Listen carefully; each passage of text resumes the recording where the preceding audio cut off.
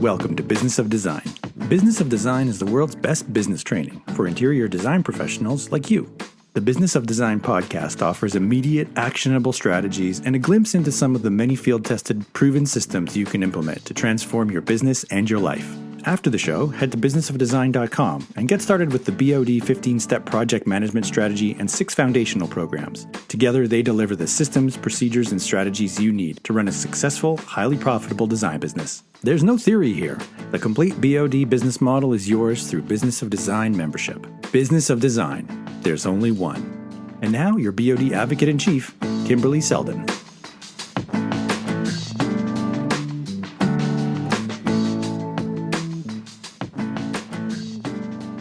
I just had the most wonderful conversation with a lovely man named Robin Wycherley in Finland. Robin is a Brit. You will hear that in his accent. He is a commercial designer. He now coaches other interior design professionals, and he's got great actionable advice. Maybe advice that you know already but haven't implemented.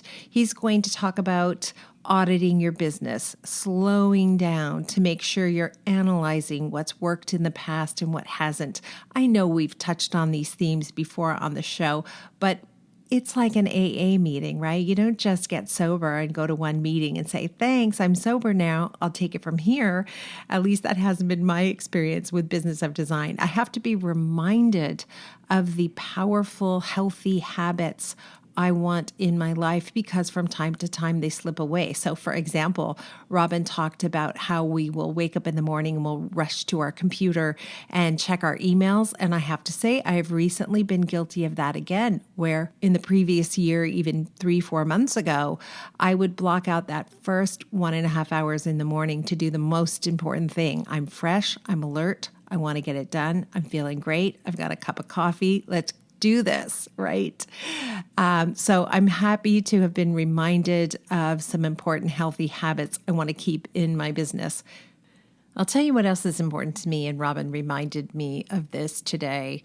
Robin said he was kind of surprised that I was willing to promote the fact that he also coaches interior design professionals on the show. And I always remind myself that our job at Business of Design, my mission is to improve the industry one designer at a time. And so many of you have signed up for Business of Design membership. You support the events that we host. You've come on the podcast, you've given us your testimonial, and we're so grateful and so appreciative. But from time to time, you will hear other coaches on the podcast. If they have good, solid, actionable advice, of course, that benefits the industry. It's not just about me. My primary business is running projects for clients who are happy, and I make a lot of money doing that. Business of Design is my passion project. It's my give back project, and I love the work we do, and I know it's important, and I know it will change your life. So if you haven't yet signed up for Business of Design membership, you should really do that, no matter what else you do. Nothing will transform your business the way the practical step-by-step process we teach will. Nothing. I can guarantee that. Robin was a wonderful guest today. You can find Robin at E2 Design on LinkedIn. That's ITU_design on LinkedIn. That's his social network of preference. And you can get more information about Robin's coaching at optimizeyourdesignbusiness.com. If you're driving, don't panic. We'll put this information in the show notes.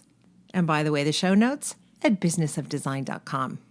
Gosh, if I didn't allow coaches to come on the podcast, there'd be no one for the podcast. It seems like every day there's more and more people popping up as coaches.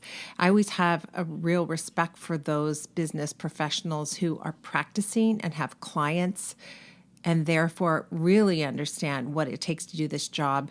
And also those design professionals who are running profitable businesses. If I were hiring a business coach, I would definitely want to see the proof of that profitability because that's what so many of us are missing, right? The profitability sometimes is the key that unlocks all other things. Once you're profitable, it's only because all the other systems are working accurately and correctly. Right? I don't think you can solve for profitability if you're not fixing every other little hole that's in your bucket. And you will in this episode hear Robin and I talk about how important process is. Episode 329, Designing Your Future with Robin Wycherley. You are definitely in the right place, you fabulous interior design professional. And you know who else is in the right place? Cheryl Horn. Hey, Cheryl, what's happening? Well, I'm so glad you asked. I'm going to focus in on one event because it's happening this week. And we've had a lot of inquiries, so I want to make sure that nobody misses out. We have partnered with Julia Nikishna of New Age Financial Consulting to host key financial aspects if the economy takes a downturn.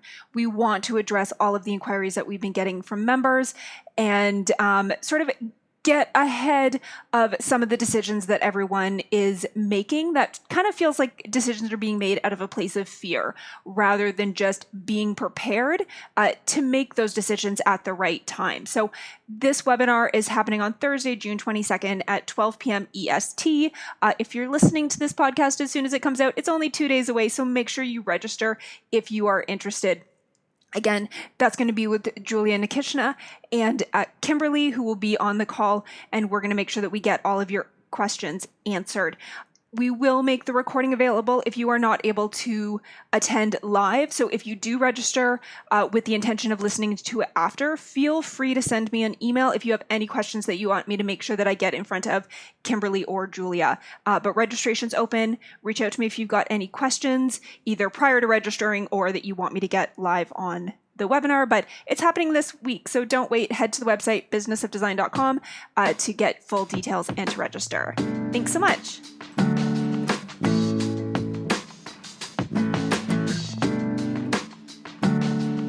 Robin, tell me, you're in Finland right now. That's correct. Yes, I am. Not just right now. That's where you live. That's exactly right. Yes, it's been my home for 20 years now, and we're enjoying some wonderful Finnish summertime, which is what we deserve after a long, tough winter. Oh, that is so true. Living in Canada, I certainly can relate to that. And I'll tell you what else I can relate to. This kind of message that while we all want to have harmony in our business and therefore in our lives, we have to do the work in order to make that happen. And so what we wanted to talk to you today about is specifically what are the things we need to do in order to become self-aware so we can begin to strategically direct how we want our business to run. That was a mouthful. What do you think of that, Robin? I think that's a fantastic question, and what a great subject to get started on. And I think my design business journey, which has been running for over 20 years now, has helped me to really become self-aware. And that's one of the key commitments I think that we all need to make as design business owners if we are to make progress. And for me, I think the concrete steps towards becoming self-aware are to do analysis and conduct audits on ourselves and our projects and customers. And so this is a way that we can really sort of dig deep and dig under the surface. And there's two ways that I have found really useful for this. And the first one, it might seem really obvious to us all, and that is to keep track of our time and our actions and what we are actually spending our time doing. I think it's very common as designers that we try to do absolutely everything ourselves.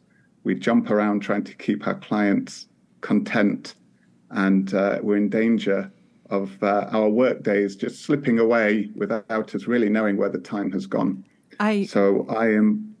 I totally relate to that. Like you'll start working on Mrs. Smith and before you know it, 5 minutes later, Mr. Jones needs something and then Mr. Lee. And then before you know it, you've forgotten what you had to do that was so urgent for Mrs. Smith. And so do you, I guess I want to ask you right off the top, Robin, because you're practicing as an interior design professional, mostly commercial design, I think. Is that right?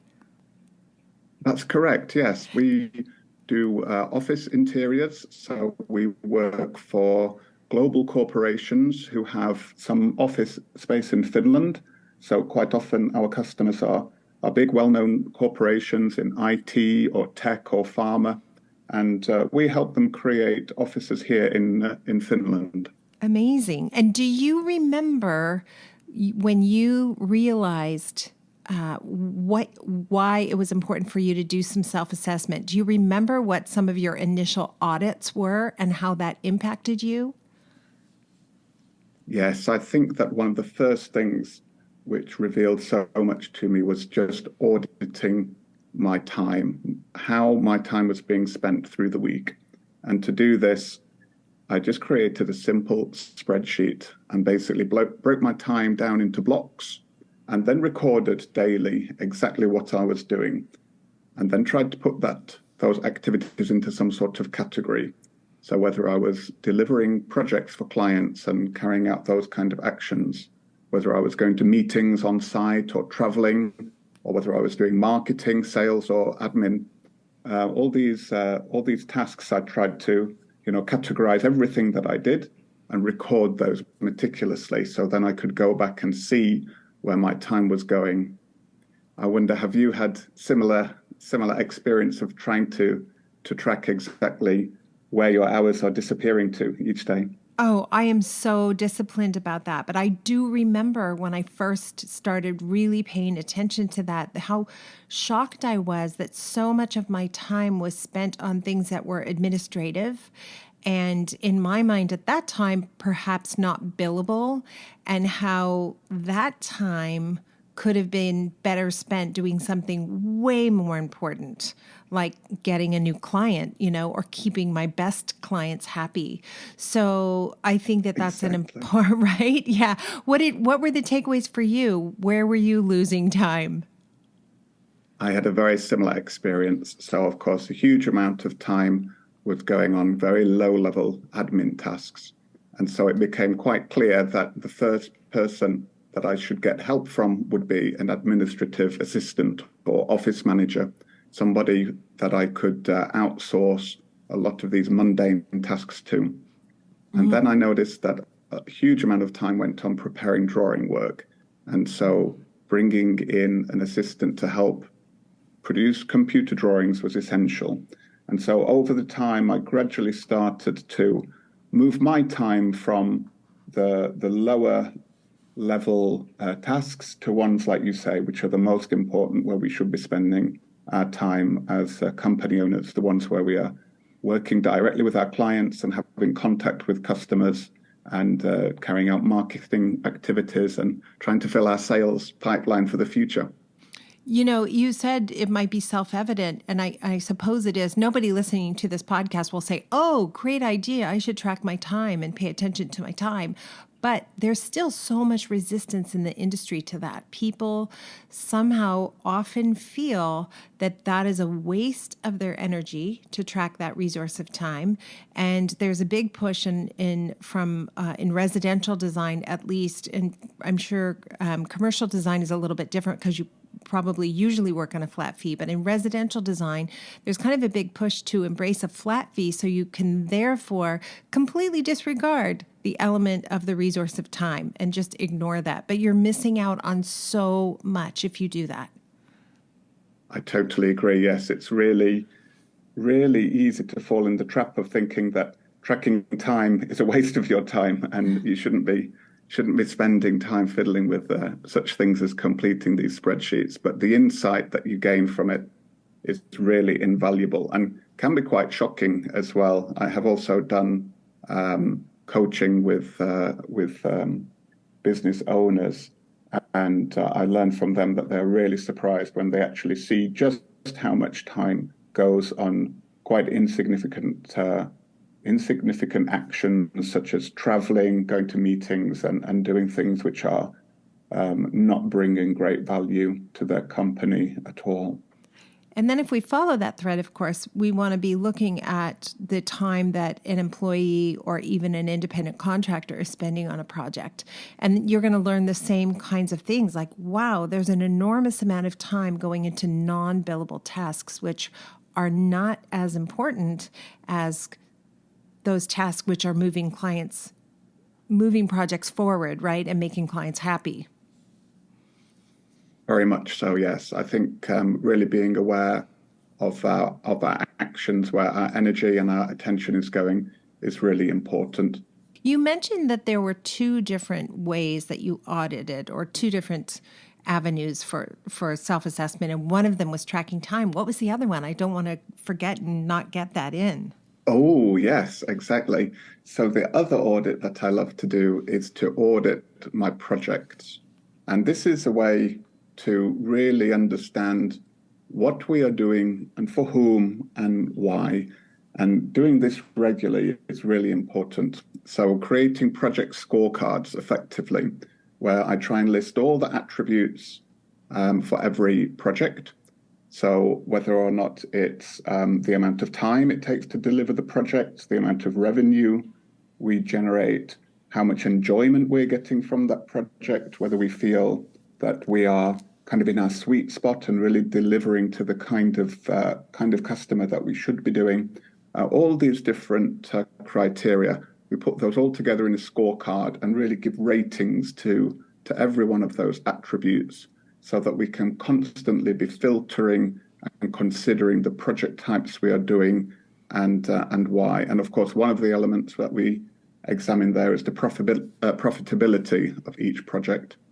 And so the data we gather from those scorecards really helps us to understand what customer types we should be focusing on. It really helps us to build a solid customer avatar when thinking of our marketing and who we're trying to reach and the story that we are telling.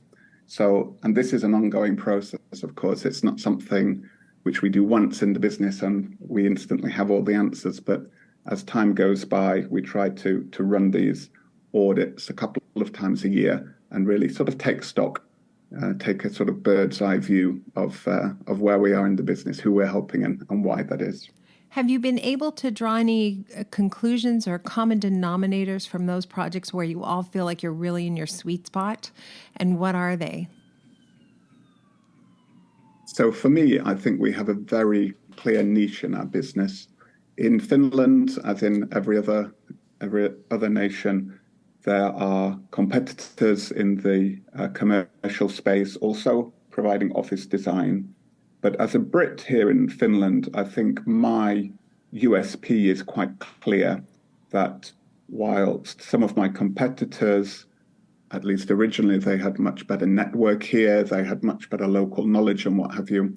But it was quite clear to me that my advantage was my being able to wear a sort of international hat and be the contact point in Finland for global real estate managers, global customers who need designers here in Finland. So to be this sort of bridge between the local teams who are using the office spaces and the groups of professionals who are sometimes overseas and coordinating these projects. So I think my USP was kind of clear from the start. And of course, when analyzing the projects in this way, using the scorecard system, it helped me in the early days really understand the value I was bringing to which project and why. Just in case anyone missed it, the USP is the unique selling proposition. So how did you figure out that was your unique selling proposition? Like, did you know it from the get-go, or was it after you did some assessment, you said, every single time our best clients seem to come to us with this need? Yes, I think it was generally from the assessments that I discovered that it always seemed to be that the projects where I was able to bring the best value to the customers and we had the greatest success, they were often the ones with this international element. And so it became clear that that's where I could focus my marketing and grow my company in that way. And for me, I think one of the biggest tips I could give to other designers who run their own business it's something that I learned from reading Arnold Schwarzenegger's biography, who's a hero of mine and probably someone who's talked about quite a bit at the moment with a new Netflix series out at the moment. Have you, by the way, have you seen it? Is it called FUBAR? Is that the one you're talking about? Actually, I haven't seen the show yet. I think that there's a a fictional series called Fubar running currently. But then there's another documentary about Arnold, which is a separate show, and I haven't actually seen it yet. Oh, okay. But it's one I will be watching when I get a moment. So okay, now I'm curious. I looked at those and I thought, nah, I'm not really interested. But now, of course, you have me curious. But go ahead. You said you learned this concept from reading his book. Yes, exactly. And his tip is to try to turn what are apparent weaknesses into our unique strengths. And this is something which helped me clarify the direction of my company for sure, because it seemed when I first moved to Finland 20 years ago, of course, I was quite an outsider here. I didn't have the network and connections that local designers had. I had a different design background and a different education. And it seemed to me that my difference, at first sight, it looked like it would be a weakness when it came to running my own business here and developing my own business. But with Arnold's tip in mind, I came to realize that actually the thing that set me aside or set me apart from the locals, my international background and English language abilities and what have you, could actually serve as a benefit to me. And so that started me down the track of commercial design for global corporations. And this is something that Arnold has used throughout his career, whether it's been creating construction companies or becoming a movie star or becoming a politically active in California. So he's managed to take his what appeared to be weaknesses on the surface and turn them into his strengths. So that's something that I would recommend everyone dive into, and it's a really uplifting story, I think. I love that for you. And I'm trying to think honestly, if I had to say what a core weakness was when I started my interior design business, it was just my inability to understand money and how it worked and how it was important. And I'm trying to think how I would turn that into a strength, except for just acknowledge that and then get people on my team who could take that over and teach me. And so I became more confident, but I'm trying to think about how that might work. Yes, it's not it's counterintuitive, I think. So it's not easy to figure out, and it takes some time to try and take a weakness and try to see it in a new perspective, so that it becomes almost your superpower. But yes, in your case, I wonder how that's possible. That would take some thought, I think, and a little analysis to try and figure out. But obviously, it's something which you have overcome with great success. So, yeah, I'll be noodling that about when I'm doing my yoga, my shavasana today. I'll be that'll be what is going through my mind. How did that work? That's so interesting. I know anybody listening to the podcast knows I'm a huge fan of Michael E. Gerber and the E-Myth, and that's really what began to turn my business around. Realizing that I needed to work on my business, and I know that's one of your mantras as well. Besides auditing your time and auditing past projects, are there other things you do on a regular basis, Robin, that allow you to stay on top of working on your business? Yes. So I'm also a fan of the E-Myth and Michael Gerber's techniques, and what a wonderful tale that tells. And for me, I think constantly trying to see my business as a set of processes, as a machine with many cogs which turn wheels and create a result, I think is key. So the company is set up so that we have many SOPs, standard operating processes, which my team follow. And so we are never creative in our processes. Of course, we always try to be creative in our design projects, but the way we deliver those is never creative.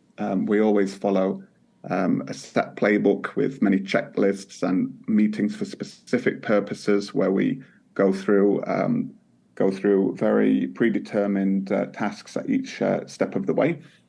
And My job and the job of my team is to constantly improve those processes so everybody has access to those and can make changes and updates as they learn and get better. So the company kind of takes on a life of its own and develops without me, which is wonderful to see.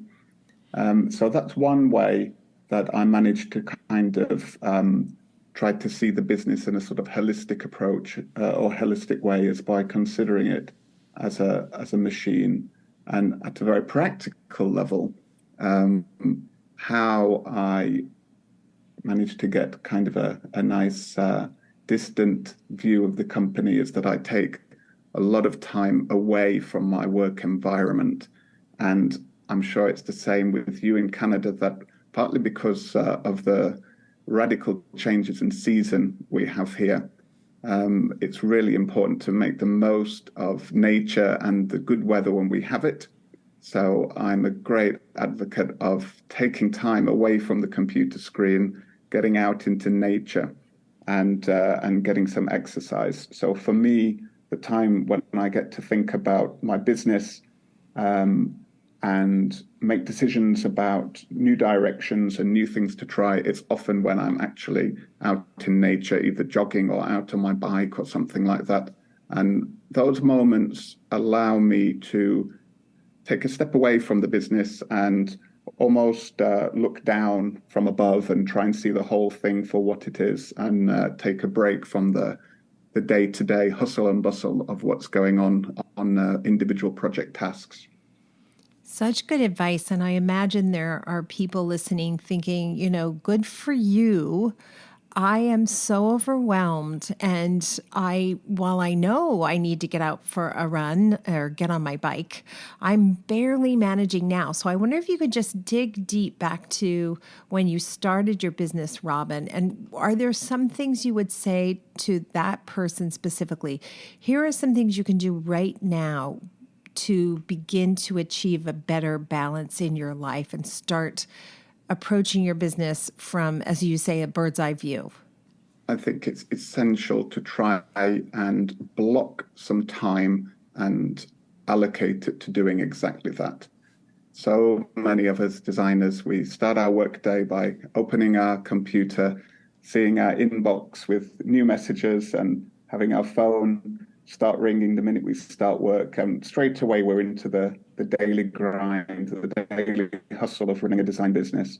And of course, it's important that we are active and that we do respond quickly to incoming questions from the building site and suppliers and confused customers. But at the same time, it's really important that we time block moments in our weekly calendar for business development.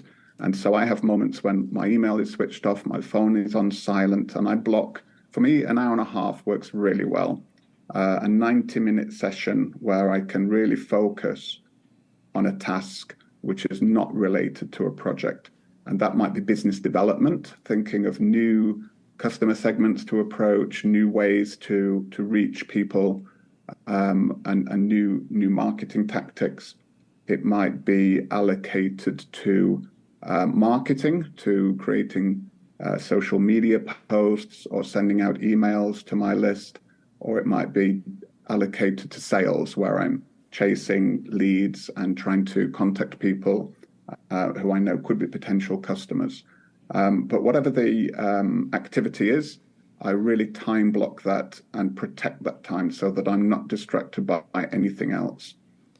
And I would really recommend to anybody who's running their own design company, just block out even if it's just 90 minutes each week, block that out and really focus on the big picture stuff, where you're trying to get to, how you're going to get there, what are the things you need to do during the next week or two to move your business towards those goals, and just take time out of the daily chores of juggling projects, which we all know can suck up every minute of our time if we're not careful. That is such good advice. And the fact of the matter is your business will not burn to the ground if you sacrifice 90 minutes to focusing on what are you going to do to move it forward in a really big way? I know years ago I spent 90 minutes with a business coach each week, and then I blocked out another couple of hours for myself to work on the items we decided that were important. But it's funny that you said specifically an hour and a half, because for a long time I was blocking 3 hours, and it was too long. I would lose my focus, and or I would spend a full 3 hours doing something that really only needed an hour and a half or an hour. So I have recently decided that 90 minutes is kind of a sweet spot for me, and sometimes even less, depending on what the task is. Because what's that rule, Parkinson's rule? Whatever amount of time you have, you'll fill it. So if I know I'm going to do social media posts, it's like 1 hour, get it done. It's not the most important thing you do in your day. Exactly, yes. And sometimes some time pressure can actually give you better results than if you allow a task to spread to fill a block of time. So, yes, I totally agree with that quite often less is more when it comes to allowing time for something. Yes. Well, thank you. I really appreciated this conversation. I feel like it's given me a few things to think about. And Robin, we like to end every episode with something we call design intervention, which is just a final piece of advice that you think everybody will benefit from. Yes, I think to reiterate the last idea, basically, that just find a little bit of time in your calendar where you can really block out absolutely everything else and focus on nothing else but how you want to develop your business and the kind of life you want to build for yourself, so that you really have a clear vision of what you're aiming at, and that can serve as a North Star then for every decision that you make. So I totally recommend trying to find the time for that. And I love that you said the kind of life you want rather than the kind of business. For so long, I was trying to figure out what do I want my business to be, when really I should be thinking, what do I want my life to be? And then my business is there to serve that goal, not the other way around. What a wonderful idea. Yes, I've never heard it put like that, but I totally agree. Yes, tremendous. Well, I hope one day to get to Finland. I haven't been to that part of the world yet, but I would like to. And we appreciate you giving us your time and energy this morning. And although, is it morning there or it's evening? Actually, yes, it's afternoon here, late afternoon. Ah, beautiful. I hope you're going to get out for that run. I certainly plan to, yes. Thank you so much for the welcome. And it's wonderful to chat to you. You too, Robin. Thanks for listening and supporting the BOD mission to improve the industry one design business at a time. If you're ready to implement an exact business model for running a streamlined, profitable business, field tested by thousands of design professionals around the world, head to businessofdesign.com and get started today. It's time to dramatically improve your business and transform your life.